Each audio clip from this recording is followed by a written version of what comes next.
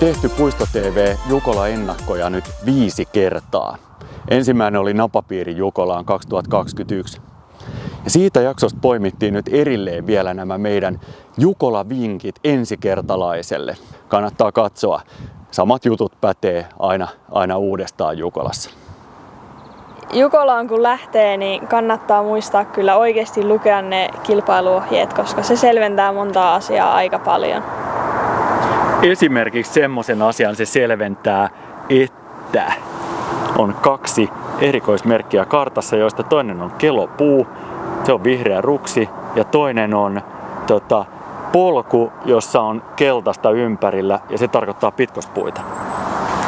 Ole ajoissa siellä vaihtopuomilla. Et halua aiheuttaa joukkueelle sellaista, että kaveri huutelee, että missä se on se numero 1026. Sitten se siellä huutaa 1026, missä sä olet, ja sitten tulee joku vielä megafonin kanssa huutaa se 1026. Jos olet se joukkueen seuraava 1026 jäsen, niin ole ajoissa puomilla. Viimeinen rasti kerrotaan jo kilpailuohjeessa ja se todennäköisesti näkyy sieltä yleisöalueelta, että se kannattaa käydä niin kuin tarkistamassa ennen omaa kisaa. Jos harrastajilla kärjen osuudet on niin kuin sopivasti meneillään, niin voi käydä katsomassa jopa, että mikä niistä on se oma. Eli lähdössä, jos on aloitusosuudella, niin kannattaa pitää mielessä, että kartasta kannattaa pitää kovasti kiinni, ettei se ainakaan tipu, koska jos se tippuu sinne muiden jalkoihin, niin sit on huono juttu. Meille harrastelijoille moni sanonut neuvoksi, että yritä hahmottaa se iso kuva. Ja nyt mä odotan, että tuolla niin kuin näkyvyys on sen verran hyvä, että sen pystyisi jopa niin kuin katsomaan, varsinkin jos vähän hidastaa vauhtia. Tarkista koodi joka rastilla. Se lukee siinä rastinumeron perässä, ei tarvitse edes mennä sinne rastin määritteisiin, mutta joka rastilla tarkista koodi. Ettei käy niin kuin mulla kerran. Otsalampu päässä, pimeä metsä.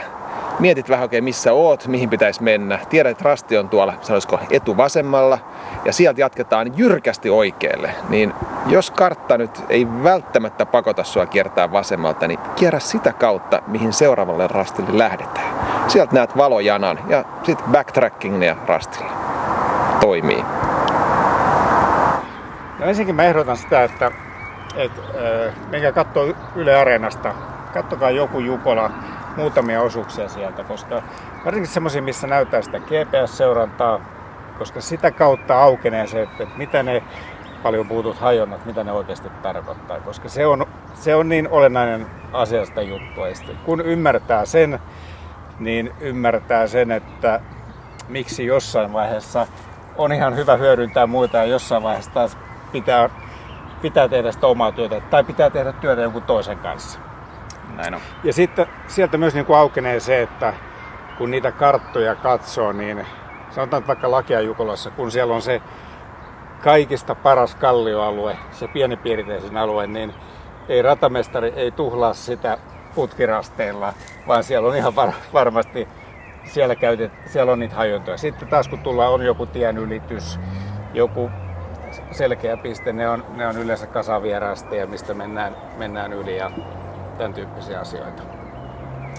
Ota Puisto TV seurantaan, klikkaa tässä YouTubessa missä kohti se nappula nyt onkaan. Niin harrastelijoiden kannattaa käyttää niitä polkuja hyväksi, mutta sitten se muistaa myös, että aina kun tulee polulle, niin katsoo sen, mitä aina Oravapolkukoulussakin kerrotaan, että suunnataan kartta oikein, niin nähdään millä polulla on, ettei lähde juokseen väärää polkua tai väärää suuntaa polkua tai tämmöistä. Eli niitä polkuja kun ja teitä on paljon, niin aina kun tuut polulle, niin tarkistat, että oot siinä missä pitää ja sitten jatkat sitä polkua. Ja kannattaa pyrkiä erottamaan se, että mikä on siinä Jukolassa syntynyt ura ja mikä on polku, joka on kartasta. Joo, kyllä mä uskon, että ne näkyy aika selvästi. Kyllä ne uudet polut on kuitenkin sen verran heikkoja aina sitten, vaikka ne on tullut Jukolassa, niin kyllä ne erottaa sieltä. Jos harrastelijalla tuntuu siltä, että nyt on mennyt tosi putkeen ja nyt tää niin sujuu ja viikko Jukolaan, niin mun vinkki on se, että käy hakemassa nöyryyttä jostain vähän vaikeammilta rasteilta, et luule liikaa itsestäsi. Yleensä siinä ennen Jukolaa on ollut Espoon rastit Serenassa. Se on ollut mulle se, että kuuma ilma, vähän liian pitkä matka ja Serenan maasto, niin sillä varmistetaan tää niinku nöyryys Jukolaan. Meiltä vielä yksi vinkki harrastajasuunnistajille. Jukolassa on mallimaasto ja myydään semmoista mallimaastokarttaa, niin se on money well spent. Täytyy sanoa, että se niin kuin yleensä auttaa orientoitumaan siihen, että aha, ollaan tämmöisessä maastossa, tämmöisiä rastipisteitä. Okei, siellä on paljon ja ne on aika pienellä alueella, mutta että mä oon itse ainakin kokenut sen todella hyväksi. Se on erittäin hyvä komppaan ja muutamalla esimerkillä täydennettynä. Esimerkiksi, no en tiedä Rovaniemen maastossa, mutta sanotaan vaikka kivien koot. Et jossain maastossa, kun on hyvin vähän kiviä, niin kaikki näkyy kartassa, ja jossain, missä on paljon kiviä, niin vain jotkut näkyy. Niin siitä mallikartasta ja maastosta pystyy sitten aistimaan, että mitä kiviä on oikeasti piirretty. No mitäs näihin saa karttoja? Saako kilpailukeskuksesta silloin viikonloppuna?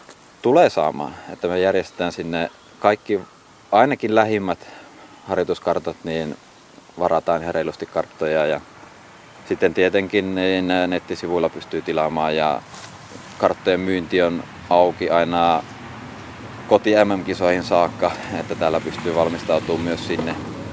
Eli Jukolankin jälkeen niin voi jäädä harjoittelemaan, jos jää hampaankoloon. No se on hyvä. Eli tää Jukolassa ja Venloissa, varsinkin harrastajatasolla, jos käy niin, että oot hakemassa rastia ja sun ympärillä ei ole ketään muita suunnistajia, niin silloin pitää olla huolissaan. Ja melko todella suurella todennäköisyydellä se rasti ei ole siellä päinkään. Eli et siellä on kyllä niin paljon vilskettä ja vilinää, että aina riittää porukkaa. Vai mitä, Mika? Kyllä näin on. Joo. Sitten vielä viimeiset vinkit Marjalta ihan tälle yllättäen, pyytämättä yllättäen. No kannattaa katsoa sieltä rastilta lähtiessä kompassia, niin saa valittua oikean uran ja sillä pitäisi kyllä löytää sit rastille. Mikan final vinkki. Jos näillä ohjeilla ei tule kunnon tulosta, niin ei millään. Tämä on fyysisesti rankka suoritus. Ja mä oon esimerkiksi itse huomannut sen, että kun mulla se vahvuus nykypäivänä on se suunnistustaito eikä se fyysinen puoli, niin kyllä silloin jos on 15 kilometrin osuus, niin sitä oikeasti ei kannata aloittaa ihan täysillä. Et se on, kannattaa lähteä niin tekemään rauhallista suoritusta. Kyllä ihan hyvin kerkeä. Kyllä mä Porvoossakin huomasin sen, että olisin voinut vähän säästää kakkososuudella sinne viimeiselle 3 kilometrille paukkuja. Ja sinne tuli itse asiassa sitten ne muutamat virheet osui sinne. Eli ei oteta kisaa nyt sitten lähdöstä K-pisteelle. Ei, sitä ei kannata tehdä, joo, kyllä. Ykkönen tarkasti. Se on niin aina se, että ykkönen tarkasti. Jukola lähestyy ja sitten teillä, joka on vähemmän kokemusta asiasta, kerro, että yksi tärkeä asia on, kun sä oot siellä keskellä kaosta, muista nostaa katse, nauti metsästä. Myös se elämys, joka on siellä, se voi kuhistaa ja voi olla räiskällä sinne ja tänne, mutta se on ihan mahtava elämys. Muista sitä ja muista se, kun sä tulet kotiinkin.